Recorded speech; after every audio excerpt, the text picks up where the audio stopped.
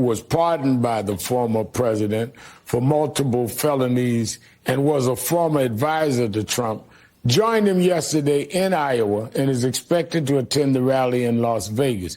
Kurt, what message is Trump sending by palling around with someone like Stone, even as he faces his legal woes, including his New York state and federal indictments? I think the message that it sends, Rev, is that if you are a white-collar criminal, you are welcome in the Donald Trump campaign. In any other place, in any other political party, that type of controversy and legal strife would be grounds for dismissal, termination, never getting near you ever again. It seems like when it comes to Donald Trump and this version of the Republican Party, having a rap sheet is a prerequisite to get into the club. And it's something for the party that walks around masquerading to be the party of so-called law and order, when in reality they just surround themselves with criminals.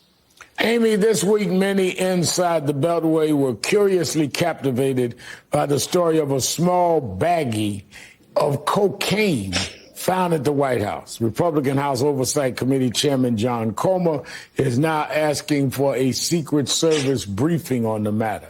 Investigators expect to have their probe of the situation wrapped up by Monday. The president and his family were at Camp David when the drugs were found. In your opinion, is this story being blown out of proportion? Well, I think at this point, because it has been blown out of proportion, it would be good to have some answers and transparency. And it doesn't matter who is sitting in the White House. When an illegal substance is found, it needs to be taken care of. And it actually should have nothing to do with Congress. It should have everything to do with law enforcement oversight. And so I think what's happening here, unfortunately, is partisanship in a major way to just try to further embarrass the Biden family. Kurt, this week, a Trump-appointed judge handed down a surprisingly lenient sentence to a January 6th rioter, Tyler Bench.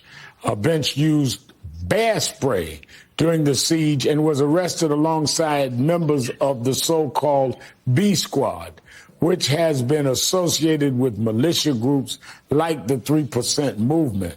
The judge gave him 60 days house arrest and probation, citing his age. Bench was just 19 on January 6th.